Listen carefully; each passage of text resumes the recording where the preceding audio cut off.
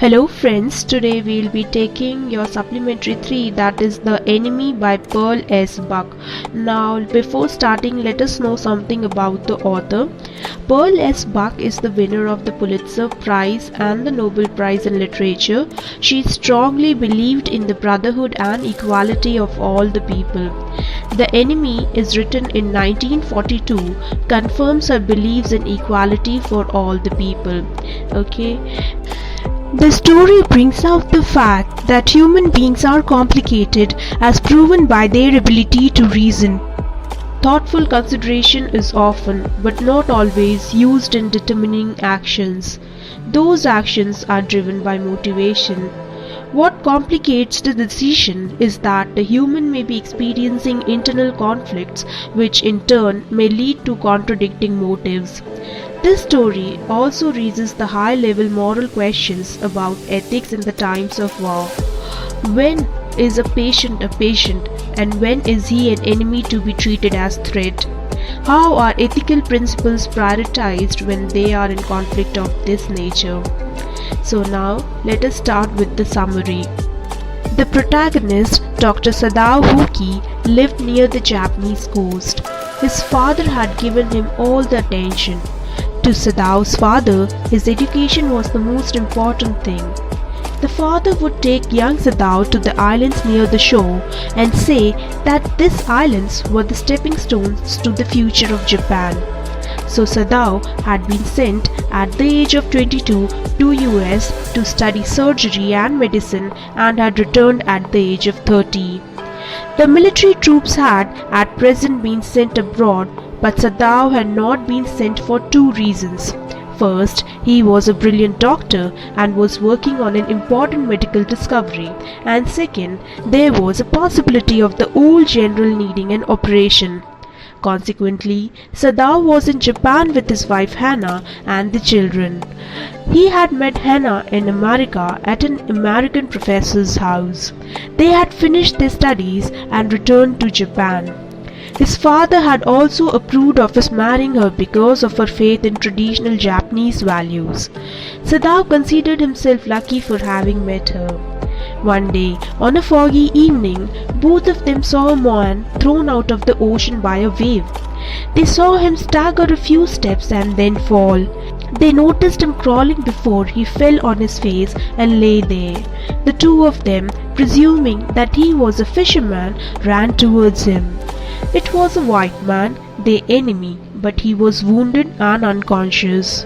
It did not take Sadao a moment to realize that it was a gun wound that had been reopened when he had stuck against the rocks and was now bleeding.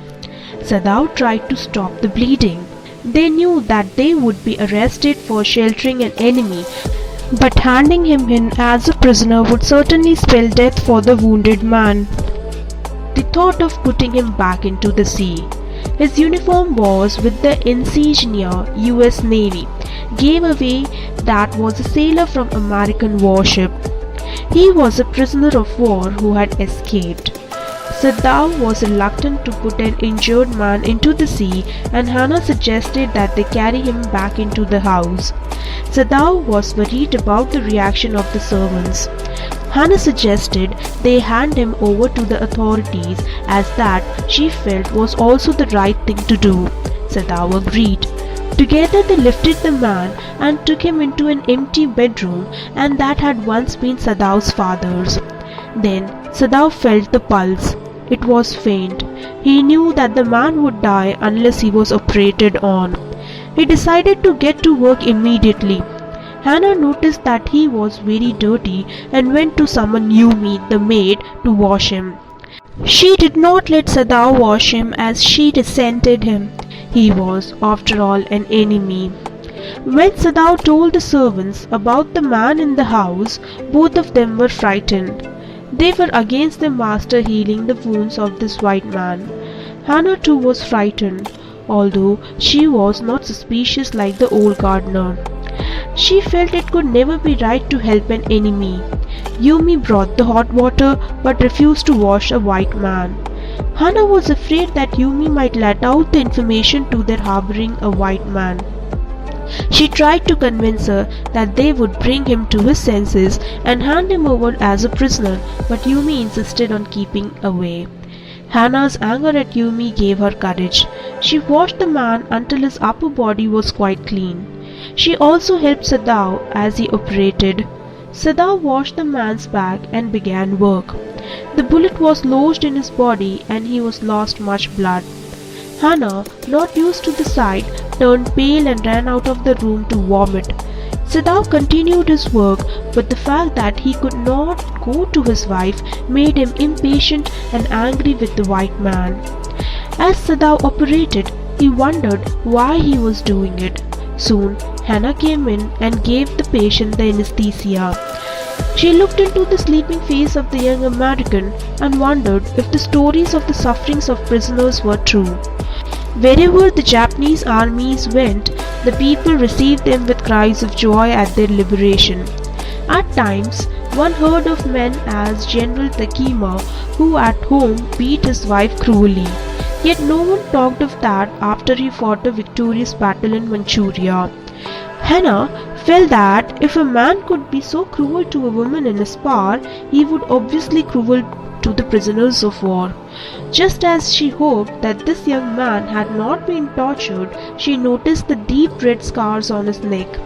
As Sadao operated, he thought of his old American professor of anatomy who had made a good surgeon out of him. As he got the bullet out, Sadao, out of habit, called the man my friend, forgetting that this was his enemy. Sadao looked after the patient till he regained his consciousness. When the young man realized where he was, he felt terrified. Hannah reassured him. The man was surprised to hear her talk in English. She told him that she was in America for a very long time. As she fed him gently, he too recovered. She did not like him but wanted to comfort him somehow. On the third day of the operation, Sadao found the young man sitting up. He forced him to lie down and rest. The young boy, barely 17, asked Sadao if they would hand him over to the authorities. Sadao said that he did not know himself what to do with him. When Sadao went out, Hannah told him that the servants would not stay if the Americans stayed with them. They felt that Sadao and Hannah were not thinking of their own country. Sadao protested, saying he had been trained not to let a man die if he could help it. The old gardener felt that the man should have been allowed to bleed to death. The cook felt that it was the master's pride that led him to save the man. Yumi said that they ought to think of their children who would suffer if their father was punished as a traitor. Tom, the name of the prisoner, had begun recovering, and in a fortnight he would recover completely. Sadao then went back to his office and carefully typed a letter to the chief of the police reporting the whole matter. He then put the unfinished report into his secret drawer. On the 7th day after that, the servants left. Hannah was terrified, but she paid them off and thanked them for all that they had done for her. They were crying, but she did not cry.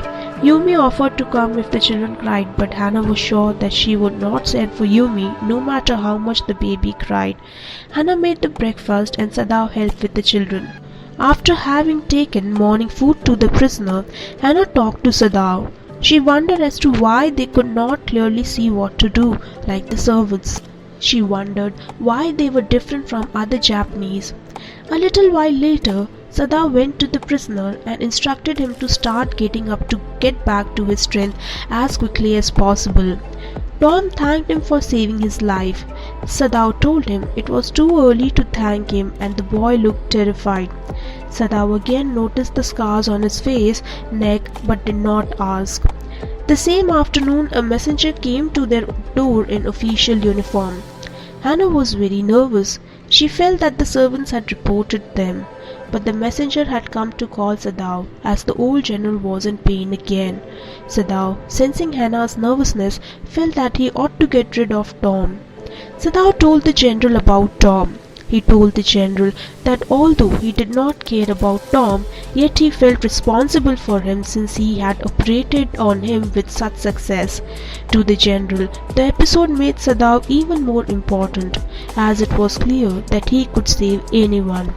Sadao cautioned the general to look after his health as he would not stand another attack.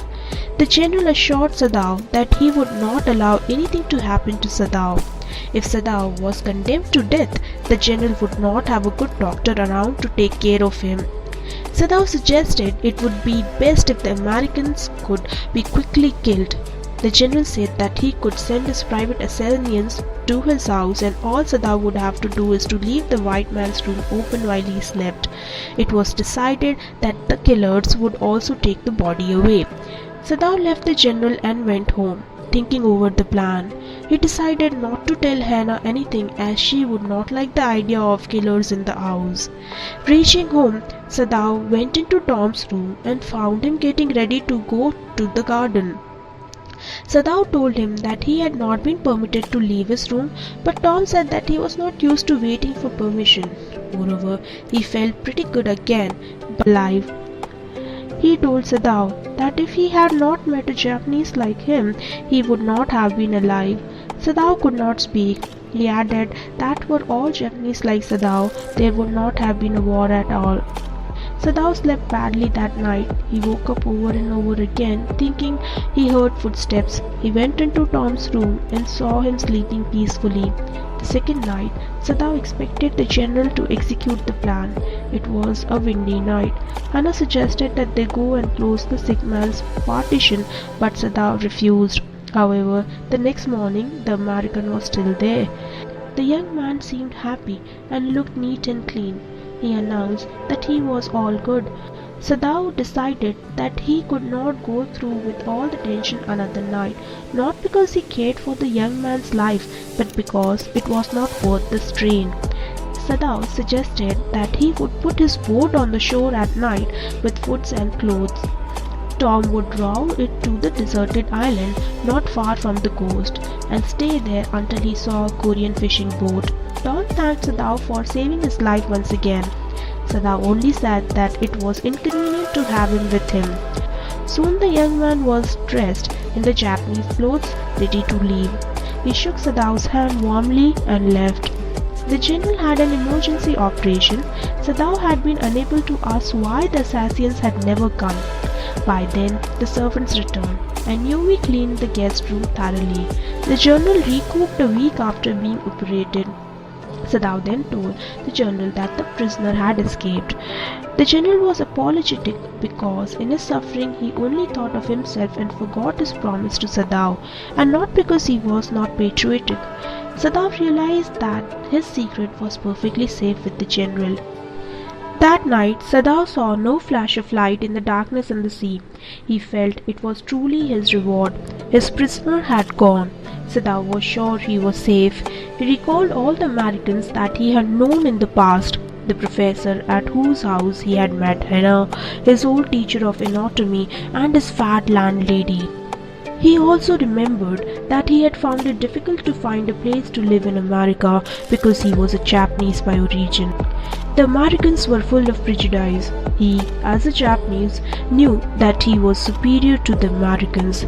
He had hated the ignorant and dirty old woman who had agreed to rent him a room in her miserable home. He found it difficult to be grateful to her, but she had taken care of him when he was sick. He had found her disgusting, but then he thought all white people were disgusting. He was happy returning Japan. Then he recalled the young, tired face of his prisoner and wondered why he could not kill him. So we see, Sadao was a fine example of how his patriotic and parochial attitude acted as a constant voice of conscience. He, however, was led by the superior feelings of compassion and humanity. As a doctor, he valued his promise to help any fellow human, and he failed to compromise on his personal and professional ethics. So this was it, students. If you liked the video, please hit to the like and subscribe icons. For NCERT based solutions, please contact the number given below. Thank you.